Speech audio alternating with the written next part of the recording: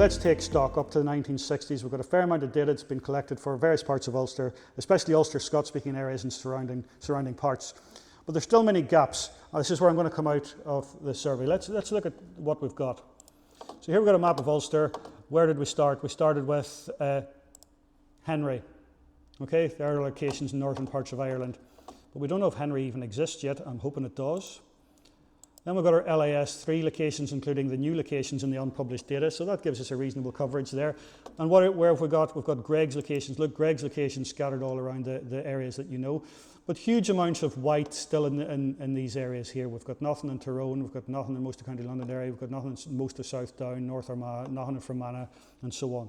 So we're missing lots and lots of areas, and we'd like to be able to say useful and interesting things about the dialect landscape and history of these areas. If we compare that to parts of England, there's northeast England. That by the 1960s is the areas that have been covered in their surveys, thousands of words at some of these locations. It's poor coverage compared to parts of Britain. Would Ulster ever receive the same coverage? Well, this was a question I'm sure that people had, that I still have. But we're into the 1960s now. Traditional dialect study, a bit old-fashioned, a bit non-sexy, a bit sort of, you know, why are you just looking at these old boys in the countryside? Is there nobody else of interest in society? Well, of course there is. Maybe we want to look at those too. So we have the shift in the paradigm away from traditional dialectology to a more sociolinguistically informed approach. But that has effects on things. If you've done any sociolinguistic surveys or any sociolinguistic data, you often find you don't get these old farmers in those kinds of surveys. They're just not there. So we had the development of what's known as the tape-recorded survey of Hiberno-English speech, which I'm sure you've heard about as well. And that was conducted across much of Ireland in the 1970s. And there's the map showing you the locations that were covered. And this was a survey that was covered out after this shift in paradigm, if you like, from not just concentrating on the speech of old men, but to looking at other people as well. So what they did was they divided Ireland into a 20 by 20 kilometre grid, and they selected 3 supposedly typical of the location local speakers from each square, an older speaker, a middle-aged speaker, and a younger speaker. Okay, they didn't control for other social characteristics like gender, class, ethno-religious group. They were expected to be typical people. They looked at 62 locations in Ulster, but there's some missing data, irritatingly, from the Ulster Scots-speaking areas. The data were gathered using a word list questionnaire. What do you call the animal that barks? A dog. A big list of those, and conversational interviews, and all the data was tape recorded, hence the name of the survey. And the data has been used to establish the southern boundary of Ulster English by Michael Barry and John Harris, for example. But and indeed John Kirk here has done some very interesting work on this survey as well. But it's largely been unused because it was unpublished. The data was archived. There was difficulties about permissions and access and all those sorts of things. But thankfully it's now been digitized and it's starting to open up. Some of those difficulties still exist. It's not been made publicly available yet, but I think National Museums Northern Ireland, who hold the data, are working towards that. What about the data? Well, as I say, it consists of a questionnaire. Let's listen to one of the speakers. I say the speakers are characteristic of the areas they came from. This is an old woman from Carrickmore in County Tyrone, and she's a Protestant. And if you know anything about Carrickmore, that's not typical of Carrickmore. So I don't know how they found a Protestant there, but this is this old lady from that area. What do you call the animal that barks? A dog. And what do you call a dog with half a dozen breeds in it? A mongrel. And if dogs are very pleased, what do they do with their tails? Wag it. That's it. And what do they do with the corpse after the funeral? They bury it. That's it. And what do you call the animal that says meow? Cat. And what would a little child call a cat or a kitten? A wee pussy. That's it. Mm-hmm. Okay, so you can see a fairly rapid fire questionnaire, not really designed to stop and say, have you got a local way of saying that? What's your local term for that? So she said, what do you call a wee young cat? And she says a pussy. And that's the word they wanted. She doesn't say pussy, which would be an even more local way of saying it, and she certainly doesn't say kittlin, which would be what the old farmers would have called that. Okay, so it's not designed to do that. And then they had free conversation, fairly naturalistic, and you can hear some of that here. At least I think you can hear some of it here. No, it's not going to play. I'll dig it out later if you just want to hear it. These interviews were normally about 20 minutes for the older speakers, at least here are the ones I've looked at, and they contain plenty of local and traditional features. But the question is, how traditional are those forms of speech? Well, I've taken it upon myself to look at some of this tape-recorded survey data a bit more closely. I've looked at the older speakers from counties, London area, Tyrone, which covers 15 locations. I've looked at the questionnaire data and the conversational data, and I'm interested in a whole lot of things, some of which I'm not going to talk about today, but I'm interested to see, does the TRS data capture traditional old-style pronunciations even amongst these old speakers?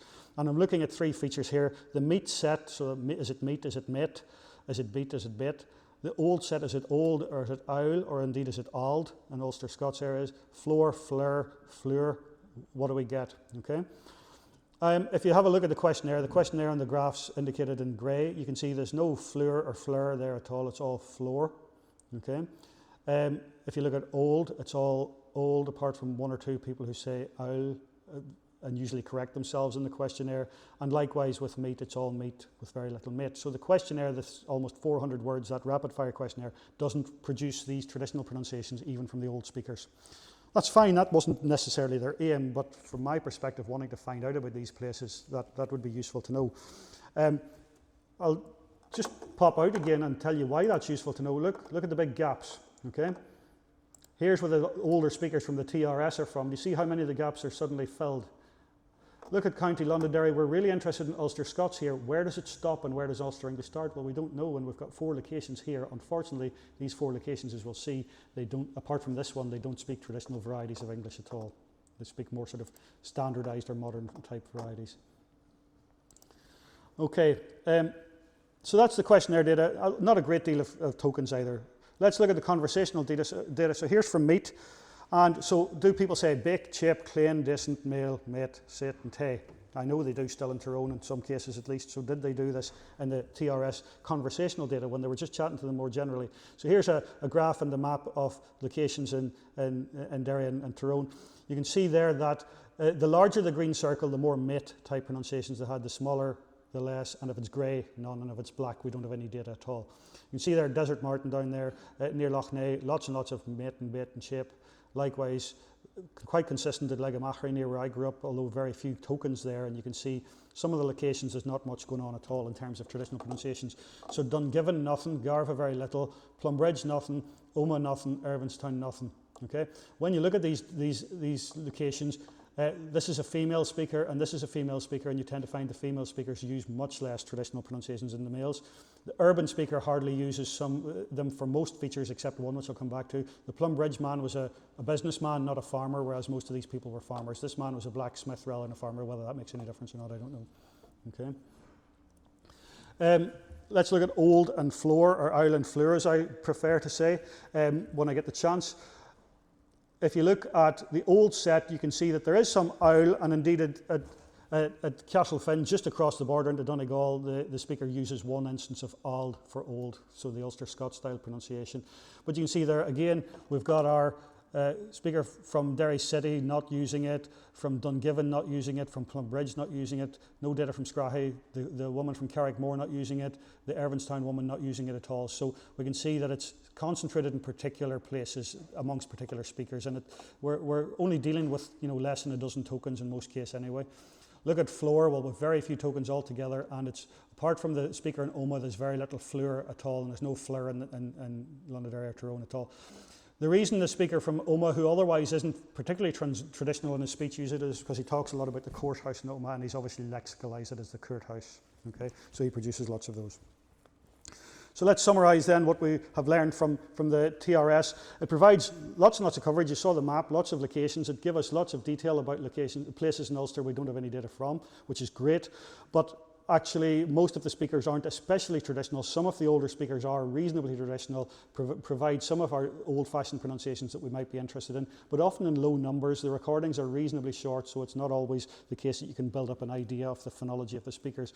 So just to give you that example, going back to County Londonderry, we've got our Ulster Scots locations in the north, but apart from one speaker in the south, it doesn't tell us where the Ulster Scots boundary is because their speech is too standard. If they were speaking Ulster Scots, or if Ulster Scots was present in those areas, they probably wouldn't be speaking it even anyway. Okay, it's great for other things. If you want to look at variation in the foot lexical set, which I'm also looking at, the TRS tells you loads of stuff you might be interested in finding out. Very quickly, other studies and where we're at. Well, we shouldn't forget Brendan Adams, who has done lots of description, usually quite short descriptions of aspects of Ulster dialect phonology. He contributed some of the unpublished data to the Linguistic Atlas of Scotland. He also has some unpublished data from Fermanagh, although it doesn't amount to a great deal, unfortunately. I've looked that up and got copies of that. Emrys Evans did a survey in the 1960s of a couple of old brothers and a sister at Glinsk and Donegal, and compiled what I think is very valuable and extensive glossary of phonetic transcriptions from an undocumented Ulster Scots dialect, very worth having a look at. John Harris did his historical sociolinguistic study of Belfast and provides lots of old-fashioned Belfast pronunciations, really quite interesting. But when we move on to sociolinguistic studies, which of course are very interesting in and of themselves, they don't help us really to answer the kinds of questions that I'm talking about today. They tell us about local variation, about differences in social groups, about modern trends and so on, but they don't really tell us about things like mate and bait and shape and owl and cowl and so on. They're not telling us about those types of pronunciations. And likewise with Raymond Hickey's Sound Atlas of Irish English, it's not got any traditional speech hardly at all in it. So then the question arises, is it still possible to record traditional phonological patterns in Ulster in the 21st century at all? Can we go back and fill in any of these gaps? Okay. Even in areas that have been previously surveyed by Robert Gregg, there's not a lot of stuff out there. Is it possible to do that? And my experience, as I said last night in Tyrone, suggests that it is. And I'm going to give you two quick examples because I'm running out of time here. I'm going to look at North Antrim and I'm going to look at Southwest Tyrone, where I come from. And so I was involved in a research project at the University of Edinburgh in 2006, which was gathering phonetic data for a short list of words, both traditional pronunciations and modern pronunciations. And I spoke to this person from Armagh in County Antrim who used to work with my dad. And he knew I was coming to ask him about accent, and he kind of got nervous of himself and didn't know what I was going to expect of him. So he'd done some preparation because he said to me at the time, I've got two ways of pronouncing everything and I don't know which one you want. So hopefully my sound file will play. If not, I'll go out and find it another way. Crow. Crow. Yeah, right. I do it for everything. Hey, hi. Cow, coo. You. Sow, sue. Dog, dug. Bull, bull. Clay, clay. House, house. Home, hame. Wood, wood. Board, bird. Bird. Sometimes I had to think that. I stroked 8 and then I got it right. Yard. Shed, shade. Door. Oh, door. What is it? Door. Door. Shut that door. Right. Glass. Fit. Floor, fleur. Fleur. Aye. Okay, I'm going to stop him there because I'm running out of time. But you can see he's entirely competent in traditional Ulster Scots. I didn't ask him to do this. I didn't even tell him I was after Ulster Scots. He knew he had two ways of saying things. Now, he will freely admit that he doesn't use the second pronunciation every day. It's often from his childhood or in local conversation, and he knows it's not the right way to speak. He doesn't think of it as Ulster Scots, though. He was totally not interested in the language movement at all. For him, it was just the way we speak, or way that we used to speak. So that's quite an interesting little example. As I say, he's got the Ulster Scots system in place. You can still find speakers, and those of you who are involved in the Ulster Scots movement know this, but you can still find people who are competent in giving traditional pronunciations of this type. Okay. Let's move on to Tyrone. You can use the same procedure in Tyrone to get pronunciations like this with certain kinds of speakers. It doesn't work with everybody, but here, listen to this person who I know very well, giving me some pronunciations of a similar sort. Again, I said to him, I'm interested in your pronunciation of this word. How do you pronounce it? And he might say walk. And I said, any other way of pronouncing that? Oh, I would say walk about here. So have a listen. Walk, nervous, 100, 100, clean, floor, poison, none, known, deaf, shoulder, question, one pipe, wine pipe, vet. You can see there that he's got two pronunciations for many words as well. And this is no difficulty to him. If you say to him, how do you pronounce the word cold? Oh, well, I say cold. Or I can say cowl. It's no difficulty to him. You're not having to push him or make him come out with something artificial. So that's still possible to be done. Some of these pronunciations, nervous for nervous, he says, you wouldn't hear that so much anymore. But he knows it. He remembers it from his youth and so on. Okay. I've also, in Tyrone, put the Survey of English Dialects, the very extensive Survey of English Dialects questionnaire to 2 farmers from the area, one of whom has done it all, another of whom's done about a third of it, and got a lot of interesting stuff out of them as well. So have a listen to this man who answered the wrong question, but in a lovely way. So let's have a listen. What do you call, if you don't cover your meat up in the kitchen, what would go on it? These things that go around, fly about. Pishmayer. What's a pishmayer? The thing that sting you. Used to be in the bog. You sit down in the bog to take a smoke or take your tea. You'd have to get up the herd and be stinging you. That's right. So you can see, and I mean, that was a neighbouring farmer to where I grew up who kindly gave us time to answer this, but that's how he spoke on a daily basis. There was no putting on, no nothing there. And you can see, he unfortunately passed away a couple of years ago. But he's using the traditional lexical distributions of vowel phonemes there, and lots of lexical, local lexical items and so on as well. And it gives you a lovely flavour of the dialect. I've also been collecting a corpus of recordings of conversation from the area. Questionnaires give us a whole lot of information about their potential for dialect, if you like, the potential for these pronunciations. But it's also interesting to discover what they actually do. I'm not going to go into it in detail. Some of you have heard me talking about it before, but I've collected a big corpus of recordings of essentially old country people from my part of Tyrone over the first couple of decades of the 21st century. Usually going upwards of an hour for individuals. One man kept me for nearly 3 hours one night, and it was great because he was very broadly spoken, but I was quite tired at the end of it. He could have kept going. Fairly informal conversations revolving around traditional farming and countryside life. Some details there, but just to give you an idea of this is the same speaker that gave us the wee bit of the word list. But you can see there, he pronounces foot as foot, cleaned as cleaned, off as off, one as one, call as call, floor as floor several times, just as just. He's got lots of top as top. He's got lots of these traditional pronunciations in his speech. Okay, and if you look at the corpus of recordings, one of the things I've analysed in quite a bit of detail is the meat lexical set, words like bake and bait, and bane and baste and bait and betty and bleach and so on. How frequently do they use the A vowel rather than the E vowel? Okay, are these recordings successful in capturing this kind of speech? And in my corpus, I've analysed over 1,500 tokens from this lexical set, and just under half of those have got the A vowel, but with some speakers having very high levels of those. So have a look. Here's a graph of the individuals. I don't think I've got a pointer here, but you can see age of speakers goes left to right, so 1900 to 1975. Males and females, Protestants and Catholics. You can see older speakers are more likely to say mate and bait and shape. Younger speakers less so. Women much less so. But you can see there's a fella there who I know from the local area, a couple of years younger than me, who's almost at 80% bait and shape and decent and all those sorts of things. Other speakers who are still alive using this in everyday conversation quite a lot, suggesting that these traditional pronunciations are still common in the community.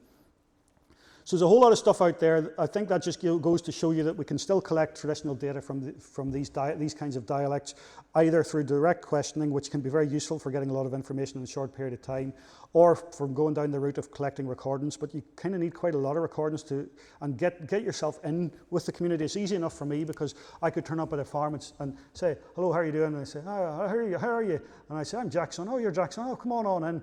And you'd get down and sit and chatting to them. It's not as easy to do that if you're not known in the community or if you're not trusted in the community and so on. So it is a great way of getting data, but it's not as easy, and sometimes we have to take shortcuts. Okay. There are some other sources of information on traditional forms of Ulster speech out there that we are interested in, but they're often not as easy to access or haven't been developed. There are various collections of recordings. The Linguistic Survey of Scotland, one in Edinburgh, as you know. National Museums Northern Ireland have got various collections from both the Ulster Scots speaking areas and the Ulster English areas. The Ulster Scots Agency has had a programme of recording people. The National Folklore Collection at University College Dublin has got lots of old recordings. Millennium Memory Bank, BBC Voices, etc., etc. And those resources are still out there, but largely untapped in terms of analysing the phonology of these dialects. And there will be a mixed bag. No doubt there will be some speakers in there who are very traditional, some who aren't so much, and some recordings that are short and don't help us, others that are longer. We shouldn't also forget dialect writing. This is something I have an interest in for quite a few years now, is representations of dialect in writing. And I'm particularly interested in local people writing in their local dialect rather than sort of generic representations of Irish English in novels and stuff. So for my part of Southwest Tyrone, we all know about W.F. Marshall, the Bard of Tyrone, but I was surprised to learn that his brother, Robert Lyons Marshall, wrote far more in dialect than WF ever did. Then we have Matt Mulcahy, who I hadn't heard of that much, and discovered he was born 2 miles from where I grew up, and he wrote extensively in local dialect, Wilson Guy being his real name, and Robert Bratton from Seskinore, all of them writing in local dialect. And you can see there, let's read a wee bit of Matt Mulcahy. It was about that time there was a Scotchman and his son by the name of Bennett come across from the lowlands of Scotland looking for a decent piece of land to settle down on, and at that time John Lee had built a castle on the top of the Isle Forth just above the present town of Ballymulcahy. You can see some nice representation of local features, and likewise with Lyons. And I was glad to see him, for he had got a kind of used to the crater, and forby it was a pity of him hopping around his own fire like a willy wagtail for fear of being scalded and never having paste to scratch himself. So I read him there yarns in the Constitution and about it being the Omey follies that was at the Lep, and he said he hoped the Omey police would clean up the same town and put a stop to such carry-ons, and we were sick as ever in no time. So you can see really nice representations of the local dialect, totally unmined, largely forgotten, even amongst people in Tyrone. People remember Matt Mulcahy, obviously people know W.F. Marshall, but never really analysed linguistically in any detail. So there's lots of material that has been gathered, hasn't all been analysed or indeed all published, so there's a lot more we can learn for it. There are big gaps in it, but there's lots and lots of stuff there. We're hoping that a linguistic survey of Ireland by P.L. Henry exists in some form and can have something done with it. The Linguistic Survey of Scotland has plenty of unpublished stuff. The TRSH, AES, we're just starting to analyse in detail. There's all those recordings and so on, and dialect writing is an avenue I'd love to explore further myself. And it is indeed still possible to gather traditional phonological pronunciations in a genuine way from speakers from the rural countryside in Ulster, and indeed maybe in the towns, who knows. It is still possible, and I'd love to have the time. Of course, life starts running out. I'd love to have the time to get in the car and go around and find these people and speak to them and record them before it's too late, and gather this data. So maybe that's a mission for not only myself but for other people as well, and maybe something we need to think about. Thank you very much.